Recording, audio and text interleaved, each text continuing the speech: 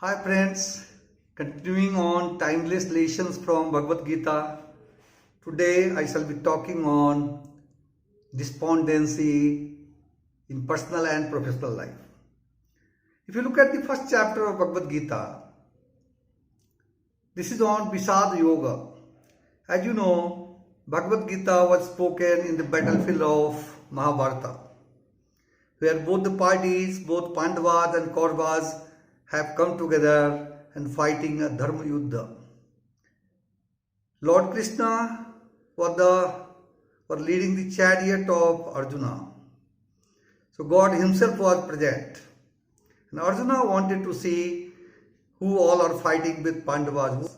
So in that case, he requested Lord Krishna to place his chariot between the two senas, between the two parties, so that he can see very closely each other. Before they came to this battleground, all options for peace was exhausted. So this was not a battle between Kaurava and Pandava, it was Dharma Yuddha. I don't want to go in detail of Dharma Yuddha. Instead, I like to talk about Arjuna, who was supposed to be the best warrior, the one who never lost a battle, how he gets impacted in the battlefield with his emotions. So what happened was, when his chariot was put in between two armies of the Pandavas and Kauravas, he saw Bhishma, he saw Guru Dronacharya and whole set of Kauravas So, in the battlefield, when he should be filled with bir rush, as a fighter, as a warrior, he got impacted by the emotion of relationship. And he said, no, I am not fighting this battle. I am not going to go ahead with what I am going to get out of it. Now, this is a situation which happens in our life, be it a personal life or professional life, regularly. And therefore, this chapter has been named as Vishad Yoga. It's a Vishad for Arjuna. So basically, despondency for Arjuna. So Arjuna, despite having all the emanations, despite having all the characteristic of a warrior, he becomes despondent in this given situation. So when we get into a family, at times an individual becomes really despondent looking at the family situation, and so is the case in professional life. In my opinion, the reasons are very similar, whether it was the battlefield of Mahabharata or it is battlefield of your life at family or in office. Let us look at why it happens and how we can get out of it. Personally, what I feel is there are three factors which are very important and which lead to despondency, irrespective of whether it happens at home or it happens at office. Now, the very first is roles and responsibility. In the context of corporate, we'll call it roles and responsibility. In the context of family, we can call it our duties. Each position has a set of roles. It could be stated or it may not be stated very clearly. But since we occupy a position, we play a particular role, we are supposed to deliver something. Now this delivery gets interrupted by certain actions of environment. Environment could be various factors which might come in. It could be people related in the company or people at home. It could be certain emotional relationship which come into play and many other factors.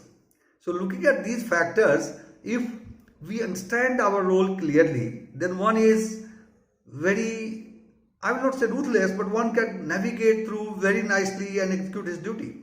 But if one's get caught in the midst of relationship and other factors which are not at the part of his duty, he gets dragged. He starts feeling helplessness. Second factor, in my opinion, is expectation. Now, people do expect outcome from you as an individual. Same thing happens at home. Same thing happens in office. And you may have your own perception of what you're supposed to be delivering. If it is written, it has been clearly communicated, then things will be quite simpler, reasonably simpler. But if they are not, it becomes a little more challenging.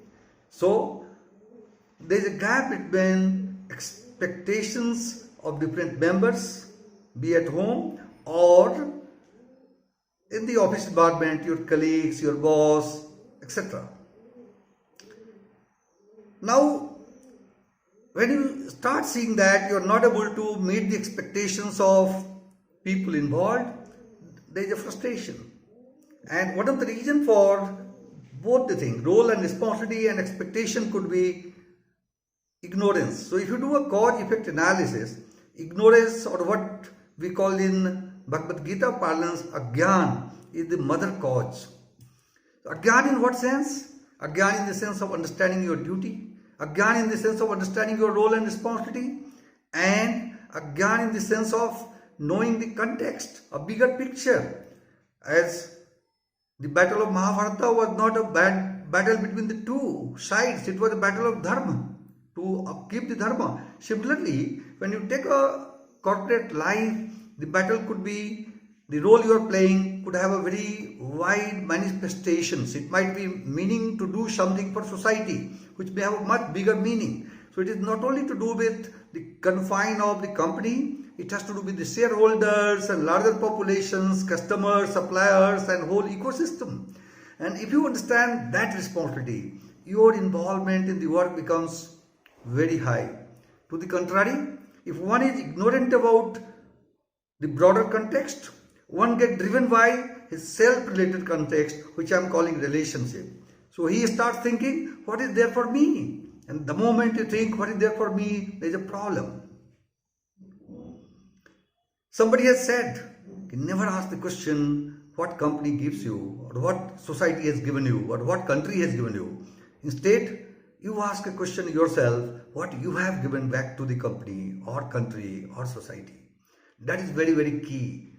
And if you are knowledgeable about the situation, the expectation will be right in place, it will be very appropriate, and it will never create despondency. So I am not saying that don't create expectation. I am saying have the right expectation and don't focus unnecessarily on the expectation. Keep on doing what you are supposed to be doing and your expectations shall be met. That is the rule of the goal. So if you look at really very successful people in any company, they have been performing at various levels absolutely relentlessly, like tirelessly, and without expecting what they're supposed to get. They knew their role, they knew their responsibility, they knew the broader context, and as a result they have been able to do very good in their career. So therefore guys, it is not about keep on expecting a lot from the company. To the contrary, one person who keeps on expecting that my aspirations are not being met and I am not getting my share of the cake, he starts looking outside. He gets defocused and this creates a cascading effect. So instead of solving the problem keeps on increasing and finally he lands up in trouble. So therefore, the reason for despondency is responsibility or duty. Second one is expectation. And third is ignorance. And ignorance triggers emotion. Like in the case of Arjuna, if you look at, he started feeling that even though he wins this battle, what will happen? Because all the people from the Kaurava side, they will be killed.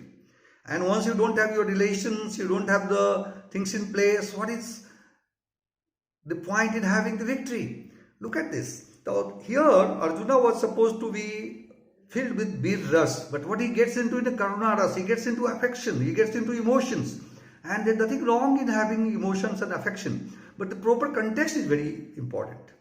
Exactly same thing happens at family.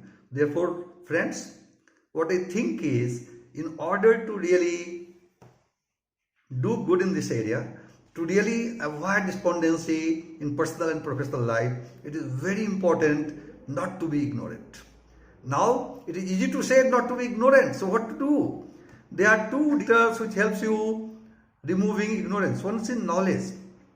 Now let me explain a few points about knowledge. Knowledge means, when you talk in the context of corporate, knowledge means knowledge of the subject which you are supposed to be handling. Let's say you are an engineer, metallurgical engineer. You have gone through a course of 4 years in metallurgy. You have acquired a lot of knowledge in that area. Besides that, you will also need knowledge of interacting with the people, team working, etc.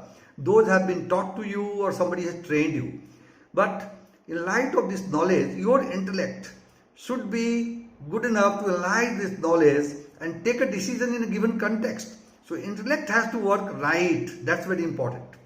Similarly, when you look at the family situation, India has got a very strong family system which is breaking, unfortunately, which is getting diluted day by day, unfortunately.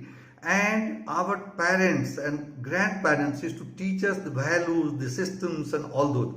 And believe me, I have been very lucky to be part of a joint family in early part of my life. And that time I have seen my father and others in the family never thinking about what he is getting.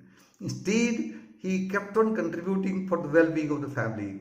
And believe me, that kept on going. In today's context, when things have become very nuclear in nature due to urbanizations and other factors, I'm not getting into those factors at this point in time. I think we have got more confined to what I am getting. And that is what is a big trouble, and that creates despondency at different stages. Now, knowledge is one, but even though you have knowledge, knowledge is not one which you complete once and you forget about it. It's a continuous process. In our Gurukul or olden days, whenever even a king had a problem, he went to his guru for his advice. So what you need is, apart from having knowledge, somebody where you can go and sound. And it's primarily, it tells you about the role of coach or mentor. You must have somebody in your life. You will get stuck in situation. Your intellect may not be able to handle it properly. In that case, you must bank on someone who can give you a selfless advice. And by doing this, you can certainly navigate out of all this trouble. So in the battlefield of Mahabharata, in Vishad Yoga, Lord himself, Lord Krishna, was a mentor, a coach for Arjuna. He was trying to remove ignorance of Arjuna. If that is done, which was done subsequently, he again regains his power of being a great warrior and he wins the battle. Similarly, in our life, if ignorance is taken care of through your knowledge, through your own studies, and also taking help from your coach and mentor, or call it guru, I'm sure you can win to both the level. Friends, I have just put my views. I am not expert in this area, and I like to hear back from you so that we can get into a dialogue and we can keep these interactions going. Thank you very much for your time. And in case, if you happen to like this deliberation, please don't forget to subscribe to this channel. Once again, thank you so much.